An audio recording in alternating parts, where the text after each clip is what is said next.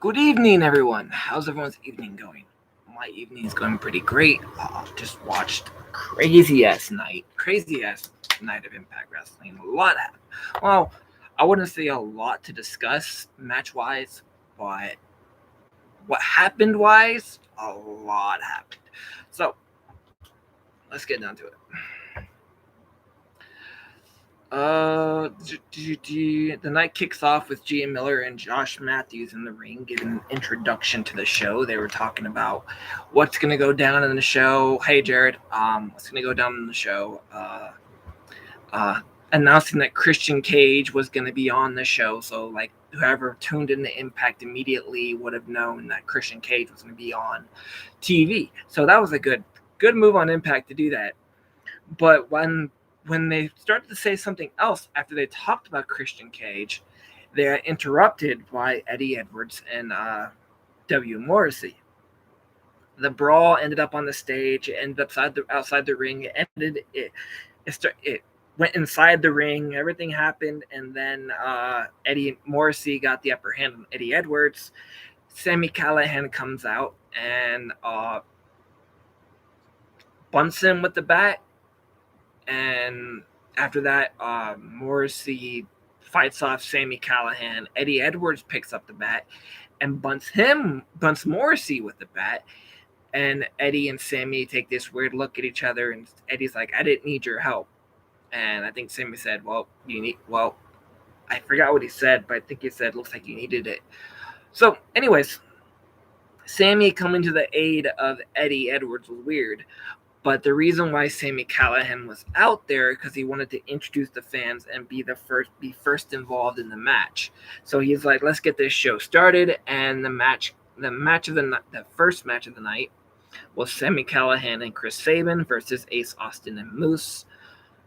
That was an absolute way to kick off Impact Wrestling. That was a fantastic match. The way it ended though was interesting. Sami looked to be about to win. Sabin tags himself in, does the Cradle Shock DDT. Sabin wins. At the end of the match, Sabin and Sami celebrate in the ring, or so we thought. Sami shook hands, then put Sabin through a pile driver. Absolutely insane. That was intense. Oh, what a way to kick off Impact Wrestling. Next up is Shira versus Matt Cardona. It was a fantastic match. Chelsea and Rohit got involved a lot. But then Chelsea had enough of Rohit's bullshit, and she slapped the taste out of his mouth. Like, you can hear the slap ringside. It was loud, and there was a mark. It was crazy. And then after that, Matt Cardona, with the distraction, launched himself off the top rope and used radio silence to get the win. Great match. Up next, Melina walks down to the ring, gets interrupted by Trey Miguel, and says, "Hey, hi, Melina." And she's like, "Hello, Trey." He's like, "So hey, can you still do the splits?" And Melina's like, "Well, why don't you watch and see?" So that was pretty fun little TV 14 mature humor right there. We know what you were doing, Trey Miguel. We're not stupid. So she comes out to the ring and does her little split entrance, which is amazing. And then we're brought to the person that she's in the face, and it's returning Brandi Lauren, or formerly known as Ava Story. She was involved in 2017 during the Jarrett regime, and I don't really know what happened, but I call it the Jarrett screwjob because she came in and was used for a couple tapings, and then she got pushed to the side and was released. I don't remember the whole details, but she was there for a good, I want to say 4 months, because she was involved in a photo shoot. She was on the Knockouts roster. So Jarrett and Karen brought in a lot of women to be in the Knockouts. They brought in MJ Jenkins, Santana Garrett. They brought in Brandi Lauren, which is now Ava's Story, and one by one, they all were let go. I don't know what happened, but she's back now because she was released from NXT and her 30 days are up. And let's hope she stays longer this time. The Knockouts division could really use her help, and she's a great addition to the roster. Welcome back. So the match was super short though. Sorry, Ava. Fun but short. Ava or Brandi got a few shots in, did a whole leg lift, did a spinning neck breaker. Almost gave a fight to Melina, but Melina, the veteran, pulled off the victory, and she used her submission move, California Dream, which was really fun to see again. It's a very effective submission, and there you go. Melina gets the win. Absolutely fantastic. Now, after the match, however, Deonna comes to the ring and attacks Melina so much that she's actually bringing backup, and Matthew Raywalt helps Deonna by holding Melina up so Melina can get fair shots in. Out comes Trey Miguel, drop kicks Matthew out of the ring, and then Trey Miguel helps Melina up, and apparently that's set up for a match at Emergence tomorrow, where it's going to be Trey and Melina versus Deonna and Matthew. And it's going to be a fun match. Up next, never mind. John Skyler, who recently beat Matt Cardona last week, was having an interview with Gia Miller, but was interrupted in mid-sentence when David Finlay found Juice Robin knocked out in the back. So matches are coming in, and John Skyler's interview was completely cut. I don't know what happened. He was not very happy about that, though. He put something on Twitter about it. So next up is a warm-up match. That's what I like to call it. I mean, it's a no DQ match. Jake Something versus Caleb. It's obviously going to be brutal. So warm-up match for Jake Something. He's in a no disqualification match against Caleb with a K. So he pretty much squashed Caleb just enough that he had a little fight left in him, and then he goes out to the ring, pulls out a table because it's a no disqualification match. After a powerbomb, he goes outside, gets the table, and he brings it in, sets it up. Caleb gets up, and he gets speared through the table. And Caleb is always the punching bag in this company. It's funny. So obviously Jake Something got the win. So it was a good warm-up match for Jake Something, because then Josh Alexander comes out and he confronts Jake Something, and they butt heads, no fights, no physical contact, just a death stare back and forth, because they're going to face each other for the X Division Championship on Emergence tomorrow night at 4 p.m. or 7 p.m. Depends on your location. It will be on Impact Plus. It will be on Fight, and I think it will be on YouTube if you're an Ultimate Impact insider. I don't know. Don't quote me on that. I still need more information. Hey, I'll read the comments up after the whole thing of a lot of them flowing in.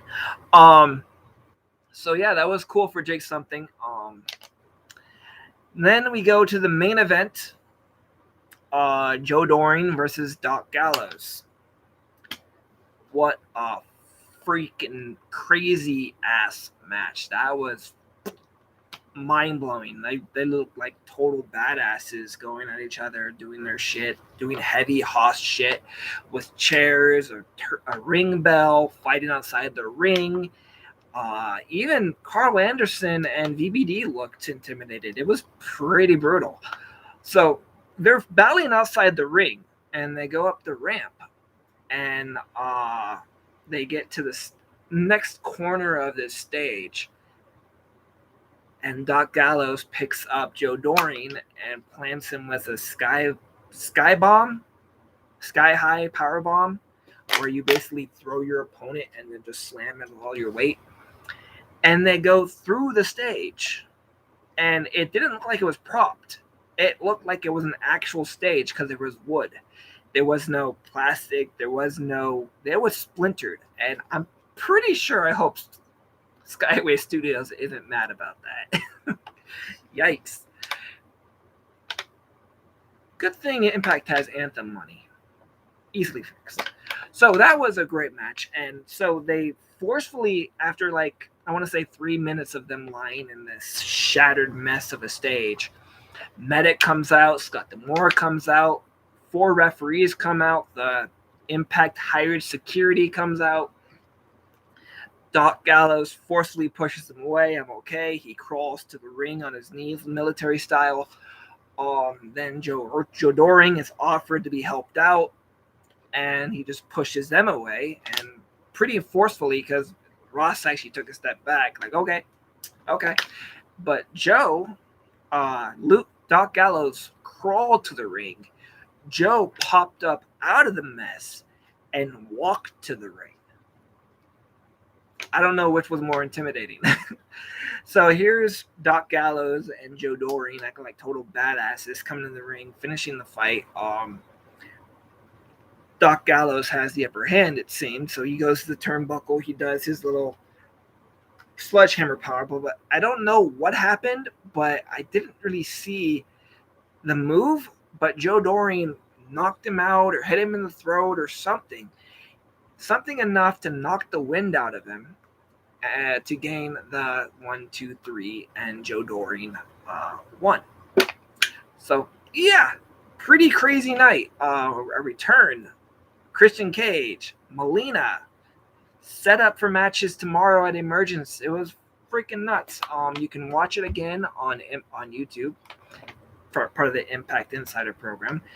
It will be on Impact Plus, I think, tomorrow, or it's on right now. So look into that, or you can just surf through Impact's Twitter and get updates, matches, clips, whatever it is. But in crazy things happened. A lot of matches were announced for tomorrow, Emergence, and I will be discussing them tomorrow morning. So I'm getting up at 7 a.m. in the morrow because I got to make the grid, I got to do the editing, and then I got to talk about the match because my time zone, the show starts at 4 p.m. So I got a lot to do tomorrow, and so I got to get up early and do it so I can just chill the rest of the day without worrying about it. So yes, it is on before Rampage, so AEW Rampage. It's pretty sure it's tomorrow. It's Emergence, SmackDown, then Rampage, and on Saturday, what's Saturday? I don't know. Either way, that was a crazy ass night. I'm gonna go to the comments real quick, and then I'm gonna close out and see you guys tomorrow. Hi Cody, hello Jared, my regular. Christian Cage is back home on Impact Wrestling. What's up, King Reezy? Jared, Heath might come back to get revenge on Rhino. He's almost at his full recovery. Yeah, Saturday is SummerSlam, my bad. I don't watch WWE, so I only keep up with their schedule via Twitter. Heath might come back to get revenge on Rhino, possibly. He's almost at full recovery. I think he's 2 months away. He keeps updating stuff on Twitter. I would love to see those big guys go at it again. It was a monster bash. I would love to see them go at it again, but this time add a stipulation, like a last man standing match or a Monsters Ball match. Something where they can be absolutely violent and just tear each other apart. A singles match can do that, but it's also fun when weapons are involved and blood and everything else is pretty crazy. Jared, Big Dumb should sign. Always with that comment. I don't know, maybe. Chris Bay attacked Trish Robinson. Possibly. I don't think Jay White is the taping, so it could lead to more of Chris Bay and Jay, but I don't know. I don't know if Beyblade is still a thing or Finesse Club is still a thing. I don't know if Jay White was actually at the tapings. They didn't mention it at all. So I don't know. So I don't know if it was Chris Bay or because I don't know why Chris Bay would attack Juice because apparently Jay White has it out for David. So, I mean, it would make more sense if it was involved that Chris Bay would attack David, not Juice. So I'm thinking it's either going to be a returning tag team or a new tag team or just someone that is sick of New Japan's being an Impact. I don't know. You never know with Impact, so it can be anyone. Decay versus Good Brothers in a Monsters Ball match for Impact Tag Team Championship. Sounds good, but I got one better. Tomorrow, Decay is in action at Emergence. They will be, all four involved, will be Taurus, Crazy Steve, Rosemary, and Havoc will face Falaba, No Way, Tasha Steeles, and Savannah Evans in an 8-man tag match. Pretty crazy. Terrence, welcome back. Thanks for the great analysis, Cody. My nights belong with my wife, so I tune in the next day. I like watching your show because you are a true fan. Respect. P.S. I put this on Twitter. Oh, nice. Just tag me or I'll search your name. Saturday is SummerSlam. Sami Callihan saved Eddie Edwards. I think Eddie saved. Well, yeah, no, that's right. Apparently he doesn't need saving, so I don't know what's going to go on with that storyline. Sami Callihan versus Lance Archer in a no rules match. Do you mean a no holds barred match? That's basically a Sami Callihan special match. Good Brothers versus the Gorillas of Destiny for Tag Team Championship. That would be a good match at Bound for Glory. The Ascension should show up to Impact Wrestling. I don't know. The Ascension have a sort of DK vibe, which is probably why they haven't made their debut or appearance on Impact, because it would mesh differently with Decay. Right now, Decay has their whole satanic, demon-esque vibe. Ascension had the same thing. They look like Satanists. So, I don't know. I don't think Ascension right now would fit with Impact. They should go to Ring of Honor. Ring of Honor would do great things with the Ascension. MLW will probably turn them into carnies. I don't know if MLW can turn them into these monster-ass people. NWA, I don't know if they have the production. Well, no, they have the production, but I don't think they do storylines or creative or depth to characters. But Ring of Honor would be a great place for the Ascension. Don't quote me on any of this. I see. All right, well, guys, thank you for everything. Sammy Guevara versus Ace Austin. That was supposed to be a plan, but Sammy Guevara bailed. All right, well, I'll see you guys tomorrow morning.